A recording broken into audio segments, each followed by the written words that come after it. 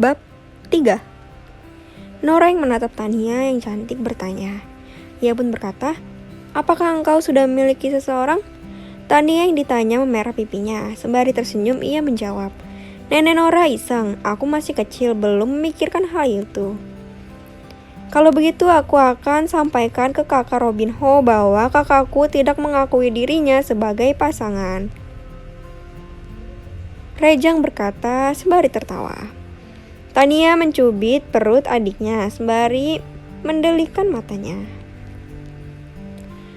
"Cucu Ceho bagaimana rupanya sekarang?" tanya Anita Lu sembari tersenyum. Kembali Rejang yang menjawab, "Tentu tampan nenekku. Kalau tidak, masa iya kakakku yang cantik kepincut dia." Mendengar ini semua orang tertawa. Nora pun berkata, "Hahaha, ia keturunan orang hebat. Tentu cocok untukmu." Mendengar ini Tania menunduk. Rejang tertawa melihat tingkah kakaknya. Kedatangan Anita Lu bersama yang lain tidak luput dari pengamatan penghuni kaki bukit. Satu persatu mereka naik ke puncak untuk menyapa Anita Lu dan lain-lain. Tidak butuh waktu lama, puncak itu sudah penuh dengan para wanita penghuni kaki bukit. Percakapan para wanita itu kebanyakan mengenang masa lalu mereka. Friendly tahu akan itu. Ia memesan makan ke Tiger Wu untuk diantar ke puncak Kaba saat makan malam tiba. Makan malam di hari itu terlihat lebih hidup karena memang sifat penghuni kaki bukit itu memang semuanya terbuka. Terkadang hal pribadi pun mereka ceritakan tanpa malu-malu karena mereka menganggap semua orang yang berada di sana adalah keluarga mereka sendiri. Saat hari semakin larut, maka satu persatu penghuni kaki bukit turun ke puncak. Setelah penghuni kaki bukit turun, putra dan putrinya sudah masuk. Friendly pun berkata, "Ibu, aku sengaja memintamu untuk datang karena..." Anita Lu mengangkat tangannya, memberi tanda pada Friendly bahwa jangan meneruskan kata-katanya. "Aku, Feng Feng, Leoni dan Nora akan bicara kepada istrimu agar bisa melepas putramu," jawab Anita Lu. Friendly terdiam lalu bertanya, "Bagaimana ibu bisa tahu?" Sekarang Feng Feng yang tertawa lalu ia berkata, Percuma kita memiliki Norali jika tidak dapat menebak kenapa engkau meminta kami datang." Mendengar ini Friendly tertawa. Ia paham analisis Norali jarang meleset. "Bibi memang hebat," Friendly berkata sembari mengambil gelas kopinya. Anita Lu tersenyum lalu ia berkata, "Kami tidak bisa berjanji bahwa kami akan berhasil membujuk istrimu." Friendly mengangguk, lalu menjawab, "Aku mengerti. Ia menyayangi putra-putrinya, jadi tidak ingin mereka berdua jauh dari dirinya." Anita Lu tersenyum menatap putranya itu. Ia lalu kembali berkata, "Cepat atau lambat ia harus berpisah karena putrinya juga tentu akan menikah dan mengikuti suaminya, begitu juga putranya. Tapi berbeda dengan pergi tanpa ada tujuan." Teriak Cecilia mendatangi meja itu lalu duduk di sisi Friendly. Semua kaget mendengar ini, namun Anita Lu memegang tangan menantunya itu sembari berkata, "Saat suamimu meninggalkanku, aku tidak dapat menerimanya. Begitu tahu ia tinggal bersama Leoni, ingin rasanya aku menjemputnya pulang. Namun, aku menahannya karena aku tahu dengan berada di luar maka putraku akan menjadi dewasa. Dan tentu banyak pengalaman hingga di waktu ia kembali, ia sudah bisa menjadi pemimpin yang baik." Cecilia hanya tersenyum mendengar kata-kata itu, lalu ia menjawab, "Ibu, aku tidak ingin apa yang dilalui ayahnya akan terulang lagi kepada putraku." Semua terdiam mendengar jawaban ini. Memang harus diakui perjalanan hidup Friendly dan Cecilia penuh duka, walau akhirnya mereka bisa bersama. Usianya sudah 13 tahun. Aku ingat dahulu Tania kecil berkata di usia ini, adiknya akan pergi meninggalkan rumah dan hidup di luar seperti ayahnya. Nora mengingat waktu lalu. Cecilia menjawab. Ia pun berkata, "Aku ingat waktu itu, dan Bibi juga ingat apa jawabanku waktu itu, bukan?" Norali mengangguk, begitu juga yang lain tahu jawaban Cecilia waktu itu.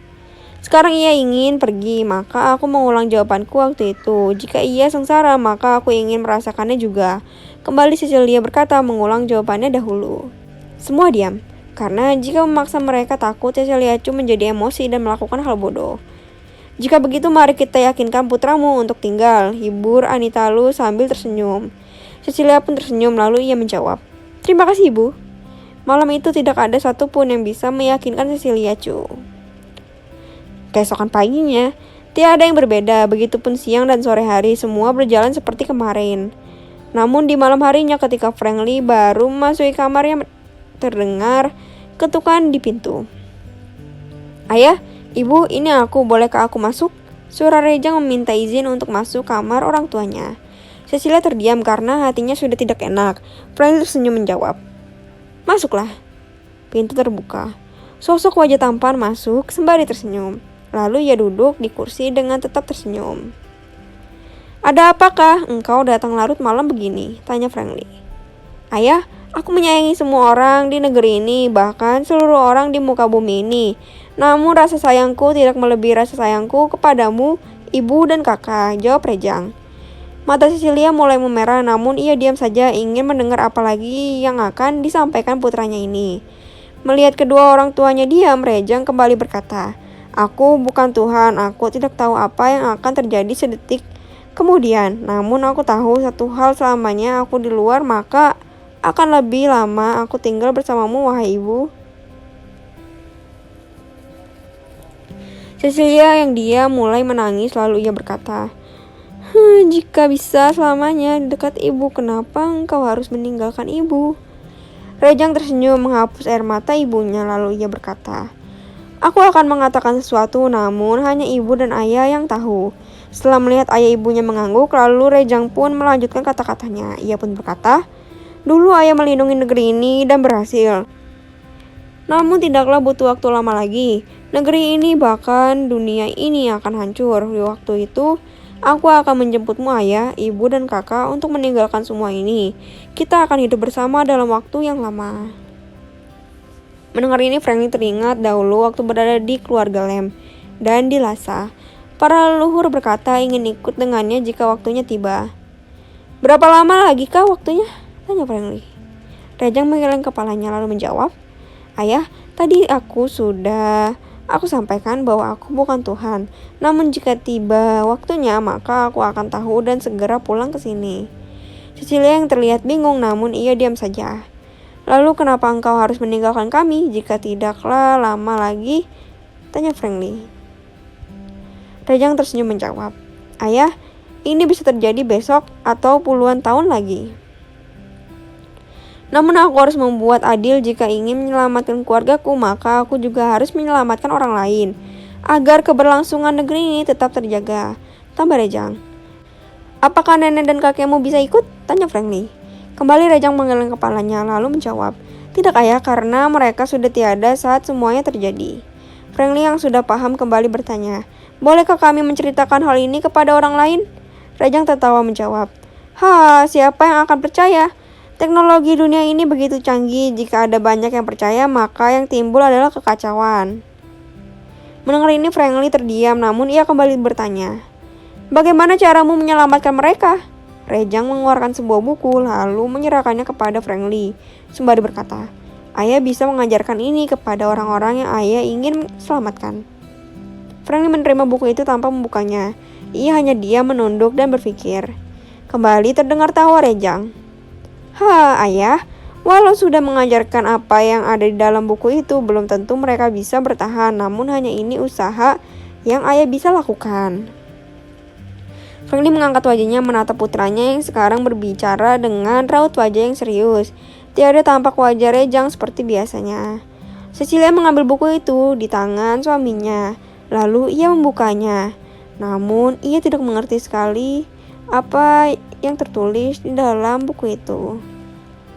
Lalu ia bertanya, ada apakah semua ini? Mengapa kalian berdua berbicara seperti dunia ini akan kiamat? Frankly menggenggam tangan istrinya lalu menjawab, istriku, engkau benar, dunia ini akan kiamat, jadi kita harus merelakan putra kita pergi menunaikan tugasnya dan kita menanti ia kembali menjemput kita. Cecilia tertawa lalu berkata, apakah aku anak kecil hingga bisa kalian bohongi? Frankly yang masih menggenggam tangan istrinya bertanya, apakah engkau ingat kejadian di kediaman keluarga Lem dan di Lhasa saat putra kita masih kecil? Cecilia mengangguk lalu memalingkan wajahnya menatap Rejang seakan bertanya, ibu, leluhur keluarga Lem tahu akan terjadinya bencana ini. Begitu juga pertapa di puncak Himalaya dan mereka tahu bahwa hanya aku yang bisa menyelamatkan mereka dengan izin Tuhan. Jawab Rejang. Cecilia turun dari tempat tidurnya lalu ia berkata, "Bolehkah ibu memelukmu?" Rejang bangkit mendatangi ibunya lalu memeluk ibunya sembari berbisik, "Ibu, tunggulah aku di sini. Aku pergi jika ada waktu. Aku akan selalu datang menjenguk ibu dan ayah di sini." Cecilia mengelus kepala putranya sembari berkata, "Ibu mengizinkan engkau pergi, namun engkau harus berjanji setiap tahun harus kembali ke sini menjenguk ibu, ayah, dan kakakmu." Rejang menarik kepalanya dari pelukan Cecilia lalu tersenyum menjawab, "Tentu bisa, bahkan jika ada banyak waktu aku akan datang setahun 2 atau 3 kali." Cecilia tersenyum lalu berkata, "Engkau selamatkanlah sebanyak yang engkau mampu." "Tentu ibu, namun aku tidak dapat mengubah takdir orang lain. Jadi yang berjodoh denganku itu yang akan mendapatkan bekal untuk ia menyelamatkan diri di waktunya nanti." Jawab Rejang. Cecilia mengangguk lalu berkata, "Engkau tidurlah di sini bersama ayah dan ibu. Besok engkau bisa meninggalkan puncak ini." Mendengar ini Rejang membuang tubuhnya ke tengah-tengah tempat tidur lalu mulai untuk tidur. Cecilia tidur di sampingnya sedangkan di ujung lainnya tempat Frankly. Keesokan harinya setelah sarapan Rejang berkata kepada Frankly, "Aku ingin bersekolah. Di usiaku ini mungkin SMP. Jadi tolong ayah, buatkan aku ijazah dengan nama Rejang tanpa li di belakangnya." Frankly mengangguk lalu menghubungi Richard untuk mengurusnya. Anita Lu yang juga mendengar itu bertanya, "Di manakah engkau akan bersekolah?" Rejang menggeleng kepalanya sembari menjawab, "Aku belum tahu, Nenek, namun aku akan mencari sekolahku sendiri." "Engkau tahu dimanapun di negeri ini tentu ada keluarga kita, baik itu Li, Lu, Su, Gu, dan Chen. Jadi jika engkau kesulitan engkau tinggal datang ke mereka," kata Anita Lu sembari tersenyum. Rejang mengangguk tersenyum memeluk Anita Lu. "Kapan engkau akan pergi?" Sekarang Leonie yang bertanya. "Sore ini," jawab Rejang. Tania yang mendengar ini berdiri lalu berkata, "Tidak boleh, aku dan Robin sudah berencana untuk membuat acara pertunangan, jadi engkau bisa pergi setelah acaraku." Semua orang kaget mendengar kata-kata Tania. Rejang hanya tersenyum menjawab, "Tentu aku tidak akan pergi jika itu adalah acaramu, Kakak. Namun kapankah Kak Robin ingin melamarmu?" "Aku akan memintanya untuk melaksanakan lamaran dalam minggu ini," jawab Tania dengan wajah yang memerah. Rejang kembali tersenyum menjawab, "Hamba menuruti perintahmu, Tuan Putri." Tania melemparnya dengan potongan kue sembari berkata, "Saat acara pernikahanku engkau harus hadir."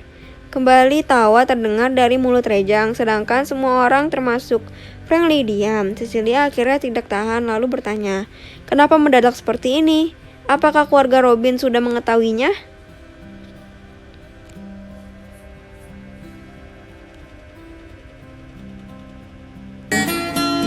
Jangan lupa ya, subscribe dan komennya. See you!